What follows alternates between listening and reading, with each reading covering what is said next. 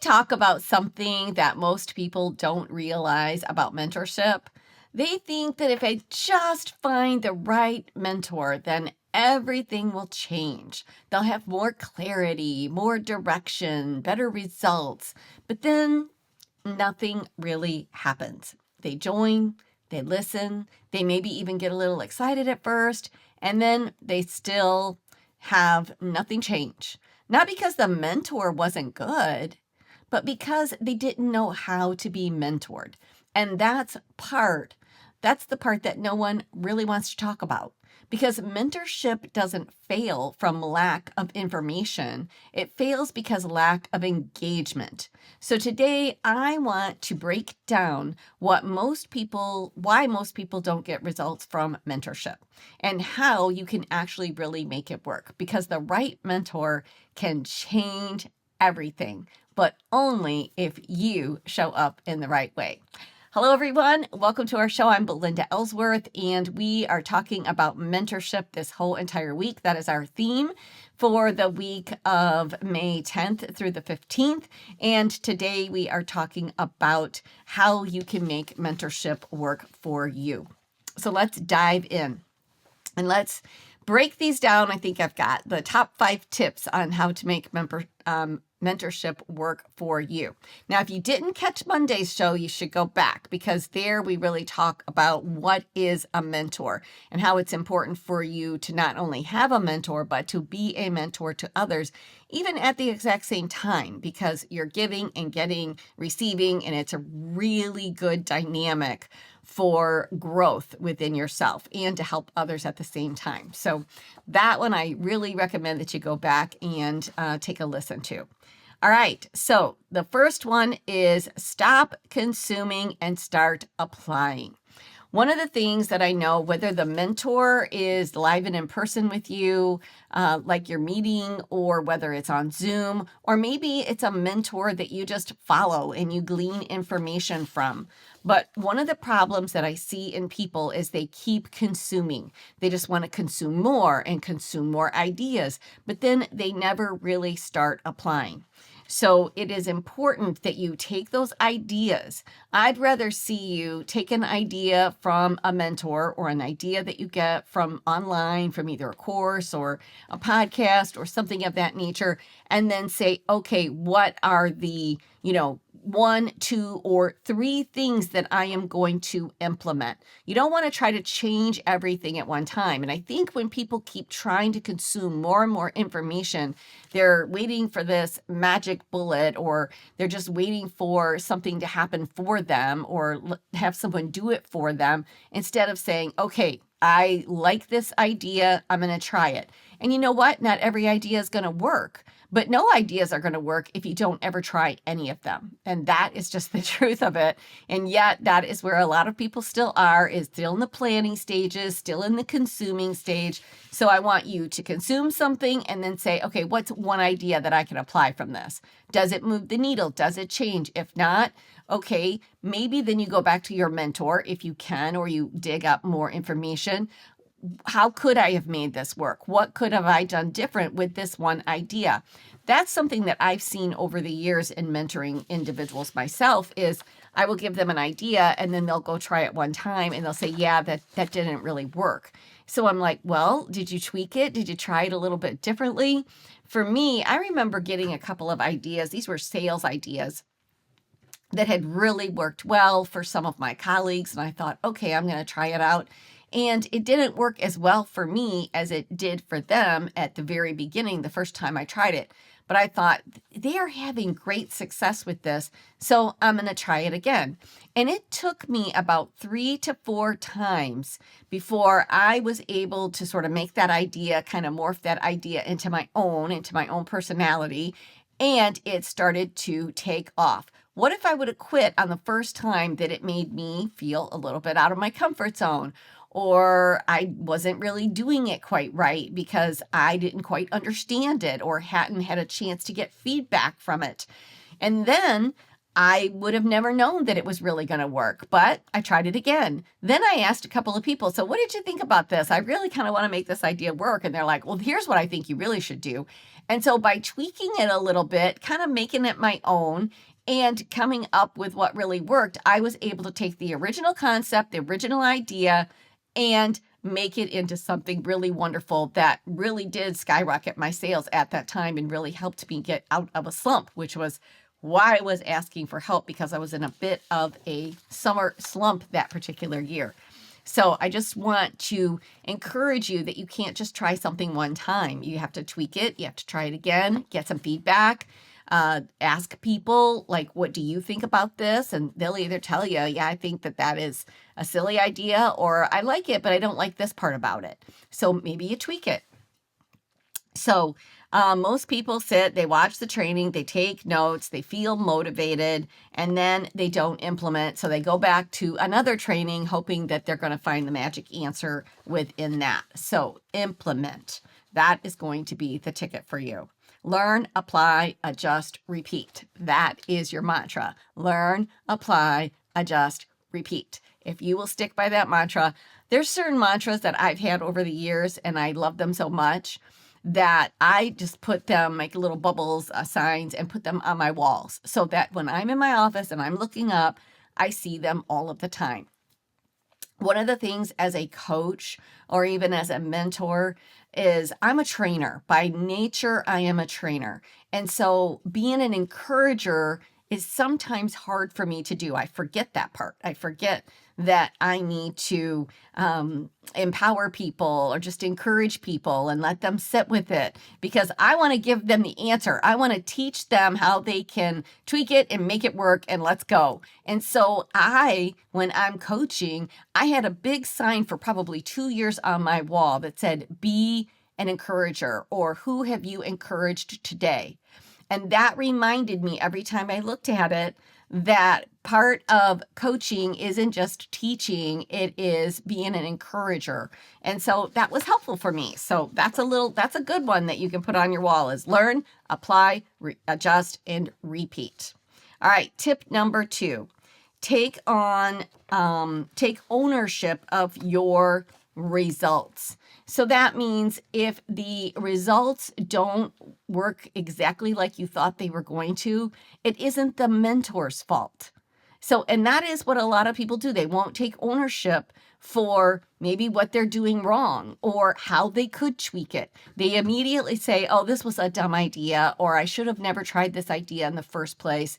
You know what? I'm just going to scrap that. Again, it kind of goes back to the first one. You got to start applying. But a lot of people want to put blame on why something doesn't work for them instead of taking ownership of their own results. So it could, again, just be in your presentation. It could be in the people that you're presenting to. And it could be a lot of things, and you got to dig a little bit and not blame the person who gave you. Don't blame the messenger. Like, say, okay, here's what I need to adjust, or here's what I'm going to do a little bit different. So this isn't working for me. I'm not getting results. I'm going to give up. This was never a good idea to begin with. I see that all of the time. Tip number 3 is stop waiting for perfect clarity. So I think that so many people want all of the I's dotted, all of the T's crossed. They want to know and have some guarantee that something is actually going to work before they go all in and give it a try. So when a mentor is giving you ideas, you have to stop waiting for everything to be perfect. If you don't understand exactly what it is that you're doing, then ask for clarity. You don't have to have everything figured out before you do it. Understanding what it is that you're trying to achieve, that piece is important. But having all of the details worked out on how that's going to work, that is not as important as diving in and trying it, because I promise you that almost any idea that anybody gives you, you are going to have to tweak. you are going to have to adjust. You're going to have to sort of make it your own because everybody's personalities are different. So you can have an idea, and I can give that same idea to 3 people, and they will interpret it a little bit differently. They will present it a little bit differently. So that's why you have to try something and you have to get clarity on what it is you're trying to achieve. And then you have to try some different things in order to find what is really your sweet spot, what is going to really work for you, for your clients, for your audience. And what works for one audience might not work for somebody else's audience. So it's really important to stop waiting for everything to be perfect, and just get some clarity on what it is that you're trying to achieve. What's the outcome? Because if you can keep working toward the outcome, then you, instead of all of the details, then you are actually going to keep moving forward. Tip number 4 is be coachable. And this is where so many people, and I've coached a lot of people. And one of the things that I like being a mentor, I like sharing my stories. I like sharing an idea that I used. Coaching is a little bit more of trying to, like a therapist, of helping people to get them to ask questions. You're asking them questions, helping them to find their own answers, to, discover what it is that they already know. I have a very little patience in that area. That is why I think I'm a really good business consultant, because I look at facts and I like to help increase those, and I give different ideas, and we go with ideas that work. We can adjust those ideas. But coaching somebody to come up with their own ideas and their own answers, I don't have as much patience for it, because I know that I've been a mentor. I'll give people advice. I'll be a business consultant, but being a quote unquote coach is not my favorite thing. So make sure that when you are looking for a mentor, you're looking for somebody that will guide you, that's going to give you ideas, that will share their experiences. But instead, people are really looking for a coach, because this is what people say to me when they're wanting to be mentored. I just need someone that will make me be accountable. Well, I'm not here to babysit. That is not. I'm here to share my wisdom, my experience, my ideas, and man, let's put these things into action and see what happens. And that's what I know about myself. There are some great coaches out there that can help you get that answer yourself, or figure out and help you to be accountable and all that good stuff. Like, there's great coaches out there.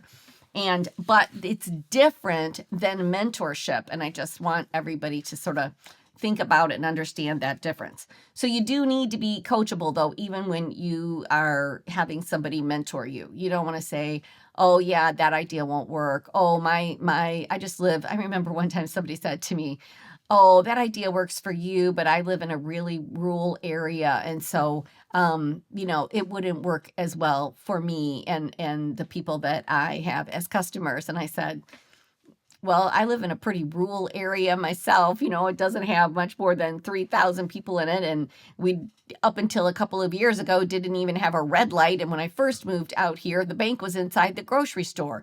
So I built a business not based on what my surroundings were or where I lived, or I didn't put obstacles in my way. I just was interested in growing a business. And I met people, and I went outside of my immediate area, and oh my gosh, but that was her big thing was, I can never take your ideas because they work because you must live in a big city, of which I did not. So these are the kinds of things that you have to realize. Are you coachable, or are you looking for excuses of why things don't work out for you, or why you don't deserve it, or why that these ideas work for other people and not for you? So you have to be coachable.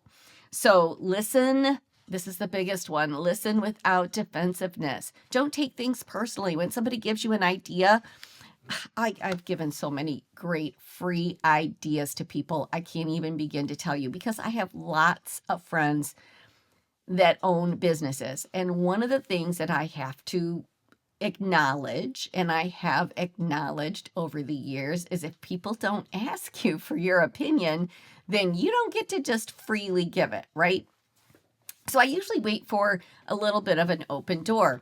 And I remember I was with a couple of individuals who I admire, and they've got a business, and they were saying one of the struggles. I'm trying to make this very ambiguous so that it doesn't come out like, so nobody knows who I'm talking about. So they were saying, oh, yeah, we really wish we had more sales and blah, blah, blah, blah. And I said, well, here's a great way you could do that, because I had already been thinking about it, because there's a lot of my really good friends who own businesses that I can't help myself. I sit and think about, gosh, if I had their business, what would I do? What would I do to increase revenue? What would I do that could help tweak their business a little bit? So if I'm already thinking about these all of the time, like I can't help myself. And so it came up and I said, here's the answer. And for the next 30 minutes, it was like, oh yeah, no, we couldn't do that because of this. Well, we couldn't do that because of that. And I said, I don't know. You never know until you give it a try and see, because that could be your answer right there. And it was very like defensive. Well, we do this because here's why we do what we do. I understand why you do what you do. But we can always think out of the box. If you want to try to create a different result, you can't continue to do the same things the way you've always done them. So it's that simple, my friends. So again, you've got to be coachable. And so don't be defensive. Listen without being defensive. Nobody is saying you're not good at what you're doing. Obviously, if you're doing it and it's working and you're doing a good job, could you do better? I'm always looking at how could we do better? I remember one time I was talking to one woman and she had actually asked for my coaching, and I said, okay. And I'm coaching her and she didn't want to take a single one of the ideas. And finally I said, well, we're not going to see growth. And she actually said to me, I don't care if I grow or not. I am really happy where I am. I don't know why you hired me then. It was the most interesting thing, but I think she hired me because she thought she wanted to be bigger or better or grow or whatever it may be. But at the end of the day, she liked things just like they were. She didn't want change. She didn't want it done differently. So at the end of the day, she's like, I don't care if I grow or not. The one was more important than the other. But then again, that's why it's important to get clarity on what's the outcome that you want from your situation. You have to try things differently, and you have to let go of your way and think maybe sometimes what could be another way besides the way we've always done it. So that is tip 4. Tip 5, stay consistent even when it's not exciting. I think that this is one of the reasons that people are constantly consuming more information. It isn't because they're looking for that right thing. A lot of times it's because they're bored. I know for me, sometimes even with my workouts in the beginning, I was doing them, but I thought, there's got to be something I'm missing, or maybe there would be something more exciting that I could be doing. And I'll just try to find another trainer that I like their routine better. And so what I learned about myself during that was, no, I need to actually do the routine, whether it's boring or not boring, until I have it down. Then I can change it up, look for something new and exciting. But just constantly always looking and never doing isn't going to get me any results. So stay consistent, even when it might not be exciting. You have to learn to show up even when you're not feeling motivated, because there are days, there's a lot of days where we're just not going to feel it, but you got to show up anyway, and you got to do the work, and you got to do the job. And then that's how you continue to get results.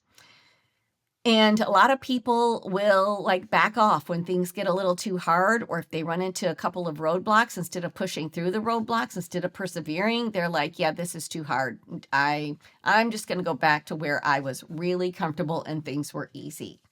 So you have to be willing to push through sometimes that uncomfortableness of trying new things and doing things different. Learn to ask better questions.